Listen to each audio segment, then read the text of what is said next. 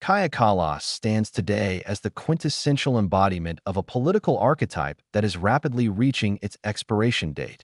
The high-octane, moralizing Atlanticist who mistakes a Twitter following in Washington for actual geopolitical leverage. For years, the Estonian Prime Minister has moved through the corridors of Brussels and the television studios of Manhattan with the choreographed confidence of a leader who believes she is the moral conscience of the Western world. She has mastered the art of the lecture, delivering stern warnings to any nation, particularly the United States, that shows even a flicker of hesitation in funding the perpetual proxy war on Russia's borders. Her narrative was simple, elegant, and entirely detached from the shifting tectonic plates of American domestic reality. She positioned Estonia, a nation with a population smaller than a Moscow suburb, as the vanguard of democracy, demanding that the American taxpayer underwrite a strategic posture that Estonia itself could never sustain. This was the arrogant mirage of the liberal international order, the belief that a small, peripheral state could dictate the foreign policy of a superpower by appealing to abstract values while ignoring the cold, hard math of national interest. Kallas operated under the assumption that the rules-based order was a permanent fixture of the universe, a divine mandate that required Washington to act as Europe's eternal security guarantor, no matter the cost or the changing priorities of the American electorate. She didn't just ask for support, she demanded it as a right, often adopting a tone of thinly veiled condescension toward anyone who questioned the wisdom of total escalation. This was the peak of the consultant class delusion, where the approval of a few think tanks in D.C. was mistaken for a mandate from the American people. The irony of the Kallas doctrine lies in its fundamental lack of sovereign logic. While she spent her time crafting viral clips for the Western media, the actual physical infrastructure of European security remained a hollow shell. The lecturing tone she adopted was built on the foundation of American munitions and American logistics, a reality that the Trump world has observed with a mixture of amusement and growing resentment. To the architects of the America First movement, Kallas represents the free rider problem taken to its logical and most irritating extreme. It is one thing to be a dependent state. It is quite another to be a dependent state that attempts to boss around the provider. This disconnect reached its zenith as Kallas began to position herself as a potential NATO Secretary General, or at the very least, the chief architect of the EU's hawkish consensus. She spoke as if she held the cards, as if the moral weight of Estonia's history with the Soviet Union gave her a perpetual veto over the strategic choices of the Pentagon. But while she was busy drafting her next lecture for the Atlantic Council, a different reality was brewing across the ocean. The American political landscape was undergoing a violent realignment, moving away from the interventionist consensus that had defined the post-Cold War era and toward a transactional realism that views European security through the lens of a balance sheet. The mirage was beautiful while it lasted. A world where words were as good as tanks and moral outrage was a valid substitute for industrial capacity, but it was ultimately a fantasy designed for a world that no longer exists. The sudden pivot arrived not with a whimper, but with the roar of a campaign trail that had no patience for European moralizing. As Donald Trump surged back into the center of the American political conversation, the Kallas method hit a wall of absolute indifference. The shift was visceral and immediate. Where the Biden administration had offered a polite, if increasingly stressed, ear to the Baltic demands, the Trump world signaled a hard reset that sent shockwaves through the chanceries of Europe. The pivot was grounded in a simple, devastating question. Why should an American worker in Ohio care about the territorial nuances of the Estonian border if Estonia's own leaders spend more time lecturing Washington than they do building a self-sustaining defense? This was the transactional guillotine that Kallas never saw coming. She had spent years cultivating the Iron Lady persona, assuming that her hawkishness would make her indispensable to any American administration. Instead, she found herself framed as the primary example of why the U.S. needs to renegotiate its relationship with Europe. The pivot was not just a change in policy. It was a change in the very language of power. Trump did not speak in the platitudes of the rules-based order. He spoke in the language of the bill, the invoice, and the exit strategy. The sudden realization that the moral conscience of Europe was being viewed as a strategic liability by the next potential occupant of the White House was a psychological blow that the Estonian elite struggled to process. Russia, meanwhile, watched this pivot with the calm patience of a predator that knows the terrain better than its prey. While Kallas was busy in London and Washington, Russia was quietly pouring the concrete for a new reality. Moscow understood something that the consultant class in Tallinn had forgotten. Geography is permanent, and alliances are fleeting. The Russian response to the Kallas-Trump friction was not one of loud interference, but of strategic observation. Every time Kallas lectured Washington, she widened the rift. Every time Trump signaled a hard reset, he validated the Russian thesis that the West is a fractured, incoherent entity. The sovereign masterclass played out by the Kremlin involved simply letting the internal contradictions of the Atlanticist alliance tear themselves apart. While Kallas called for more sanctions and more escalation, Russia was diversifying its trade, fortifying its internal economy, and waiting for the moment when the American appetite for European drama finally hit its limit. The pivot was a signal to the world that the era of the unipolar moment was over, replaced by a multipolar reality where small states that gamble their entire security on the whims of a distant superpower often find themselves holding an empty hand. The suddenness of this realization for Kallas was only a reflection of her own strategic blindness, a failure to recognize that the ground had shifted long before she stopped talking. The human and systemic cost of this Kallas-style hawkishness is now becoming impossible to ignore, especially for the common citizens who have to live in the wake of these grand geopolitical experiments. In Estonia and across the wider Baltics, the price of being the West's frontline is not paid by the elite who frequent the Davos circuit, but by the average worker whose heating bill has become a form of ransom. The systematic decoupling from Russian energy, driven by a desire to prove moral purity to Washington, has led to a fiscal death spiral that is hollowing out the industrial base of Eastern Europe. Kallas pushed for a logistical divorce from the East without having a viable, affordable alternative from the West. The result is an economy that is increasingly reliant on subsidies that are themselves under threat from a more frugal, America First Washington. For the man on the street in Tallinn, the Russian threat is a constant media narrative, but the reality of a shrinking paycheck and a rising cost of living is the immediate crisis. This is the disconnect that defines the current European moment, a political class obsessed with victory in a conflict they cannot win alone, and a population that is beginning to realize they have been used as a buffer zone for a project that doesn't actually prioritize their welfare. Systemically, the cost is even higher.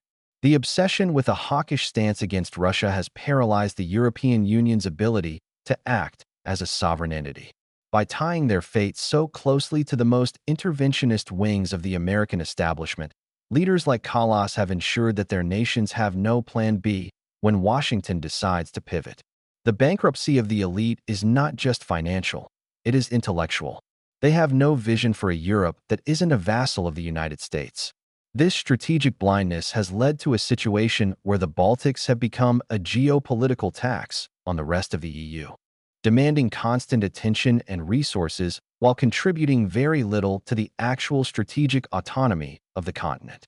The Middle Corridor and other logistical fantasies that Kallas and her peers promoted as ways to bypass Russia have turned out to be expensive, inefficient mirages that cannot compete with the sheer physical reality of the Russian landmass. The systemic failure is one of imagination, the inability to conceive of a world where Russia exists as a permanent power that must be managed, rather than a problem that can be lectured into submission.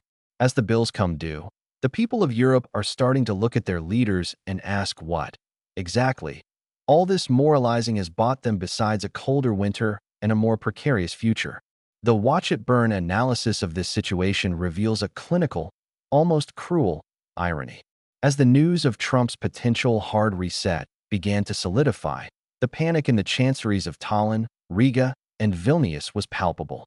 The very media outlets that had built Kallas up, Bloomberg, the Financial Times, the New York Times, suddenly became the venues for a frantic damage control exercise. They began to publish accidental validations of the Russian position, admitting that the sanctions hadn't worked, that the Ukrainian front was crumbling, and that Europe was utterly unprepared for a world without an American shield. The sarcasm of the moment is thick. After years of Kallas telling everyone that Russia was a paper tiger on the verge of collapse, she is now the one pleading for the very protection she claimed was the West's moral obligation. The clinical autopsy of her policy reveals a series of hubris-driven failures. She bet everything on the idea that Trump was an anomaly, a glitch in the system that would never return. She failed to see that the Trumpian impulse in the United States, the desire to stop being the world's policeman, is not a person, but a movement that has deep roots in the American psyche. The attempts to Trump-proof NATO and the EU's defense spending are, in themselves, a form of analytical comedy. The idea that Europe can build a strategic umbrella in 18 months after 30 years of industrial atrophy is a consultant-class delusion of the highest order. Kallas is now trying to sell the idea of Eurobonds for defense, essentially asking the frugal states of Northern Europe to pay for the hawkishness of the eastern flank. It is a desperate, reactive maneuver that highlights the total lack of a coherent long-term strategy. While she was drafting her 14th round of sanctions and looking for more cameras to lecture, Russia was quietly integrating its defense industry, securing its supply chains from the global south, and preparing for a long-haul conflict that Europe simply does not have the stomach for. The watch it burn perspective isn't about cheering for destruction. It's about the cold realization that the people in charge of the European project have no idea what they are doing. They are playing a game of checkers against a grandmaster, and they are doing it with pieces they borrowed from a friend who is about to take them back. The panic in Brussels is not about democracy. It is about the loss of their own relevance and the collapse of the career paths they had mapped out within the Atlanticist structure. The shifting global gravity has moved away from the Atlantic and toward a multipolar reality that Kallas and her peers are fundamentally unequipped to navigate.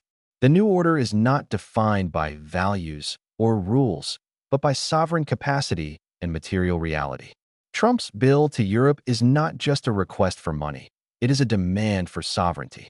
He is telling the Europeans that if they want to play the game of high-stakes geopolitics, they have to be willing to bleed and pay for it themselves. This is the strategic guillotine that cuts off the easy path of vassalage. Kallas, who has built her entire career on being the good student of the Atlanticist school, now finds herself in a world where the teacher has left the building and the school is on fire. The middle corridor, fantasy, the idea that Europe can somehow isolate Russia and still remain a global power, is being exposed as a bankrupt bluff. The global south is not interested in Kallas's lectures. They see a Europe that is aging, deindustrializing, and pathologically dependent on a superpower that is increasingly looking inward. The permanence of Russia's victory in this specific psychological theater is found in the total collapse of the moral lecture as a tool of statecraft. When Kallas speaks now, her words no longer carry the weight of a rising star. They carry the desperation of a sunset. The gravity has shifted to Moscow, Beijing, and New Delhi, places where sovereign realism is the only language that matters. The irony is that by being so hawkish, Kallas has actually accelerated the very outcome she feared most, the withdrawal of American interest from the European theater. By making the cost of European defense so high and the rhetoric so annoying, she has made the America First case for him. Trump doesn't need to argue that NATO is obsolete. He just needs to point at Kallas and ask the American voter if they want to spend another $100 billion so she can feel important on CNN. The new multipolar order is a cold, hard place for those who have lived in the warmth of a superpower shadow. It is a world where geography once again dictates destiny, and where those who ignored the reality of their own borders in favor of global leadership are the first to be left behind. In the final analysis, the Kallas-Trump collision is a postmortem for the 20th century model of European security. The era of lecturing Washington is over, and the era of the invoice has begun. Kallas wanted to be the Iron Lady of the Baltics, but she forgot that Margaret Thatcher actually had an army and a sovereign industrial base. Without those things, iron is just a metaphor, and metaphors don't stop Iskander missiles or change the mind of a president who views foreign policy as a real estate deal. The watch-it-burn reality is that the European elite are currently standing in the wreckage of their own strategy, wondering why the moral arc of history didn't bend in the direction they were promised. The answer is simple. History doesn't care about lectures. It cares about power, production, and the cold logic of survival. Russia has understood this all along. Trump understands it in his own transactional way. Kallas is the only one left in the room, still trying to read from a script that everyone else has already thrown away. The bill is due, the shield is being retracted, and the reality of a sovereign, multipolar world is the only thing left on the table. The bankruptcy of this specific brand of European leadership is now complete. For the average citizen in the Baltics, the Kallas era will be remembered as a time of great noise and little substance, a period where the national interest was sacrificed on the altar of a failing globalist ideology. The strategic blindness that led to this point was not an accident. It was a choice, a preference for the applause of the consultant class over the hard work of building a resilient, sovereign state that can coexist with its neighbors. As the Trumpian reset begins to take hold, the hollow rhetoric of the past few years will be replaced by the brutal math of the future. The middle corridor will remain a line on a map that no one wants to fund. The sanctions will continue to leak like a sieve, and Russia will remain where it has always been, a massive, unavoidable reality that cannot be lectured out of existence. The Iron Lady of Tallinn is finding out that when the iron is just a social media aesthetic, it melts very quickly under the heat of real-world consequences. The lecture is over. The bill has arrived, and there is no one left to pay it but the people Kallas claimed she was protecting. The strategic guillotine has fallen on the Atlanticist monopoly, and the world that emerges will look nothing like the one Kallas envisioned in her speeches. It will be a world of spheres of influence, of hard-nosed bilateral deals, and of a Russia that has been tempered in the fires of Western hostility and emerged stronger, more self-reliant, and more cynical. The Watch It Burn analysis concludes that the greatest failure of the European elite was their belief that they could control the narrative without controlling the means of production or the means of defense. They thought they could manage the Russia problem from the safety of a television studio, but they are finding out that the real world is made of steel, oil, and blood, not hashtags and shared values. The clinical irony of Kallas's position is that her hawkishness has become the very catalyst for the Western retreat she so desperately wanted to prevent. In trying to force Washington to be more like her, she reminded Washington why it wanted to be less like her. The era of the vassal as boss is finished. The sovereign reality has returned with a vengeance. And for those who built their careers on the arrogant mirage of the post-Cold War order, the future looks very cold indeed. As we look at the shifting global gravity, we see a Russia that is no longer looking for Western approval, a United States that is no longer willing to provide a blank check, and a Europe that is stuck in a self-inflicted fiscal and strategic death spiral. Kallas's attempt to lecture Washington was the last gasp of a dying era, a final, desperate act of a political class that knows the ground is disappearing beneath its feet. The hard reset from the Trump world is not a temporary deviation. It is a correction to a long-standing imbalance. The bill being offered to Kallas is not just for defense spending. It is a bill for the years of arrogance, the years of strategic blindness, and the years of pretending that a small, peripheral state could lead the world into a conflict it could not sustain. The watch it burn perspective is the only one that makes sense in this context, a clinical observation of a failed policy as it reaches its inevitable conclusion. The new world is here, and it has no time for lectures. It only has time for those who can survive on their own. The transition is painful, the costs are high, and the sarcasm is well-earned. The era of Kallas is over, and the era of sovereign realism has only just begun.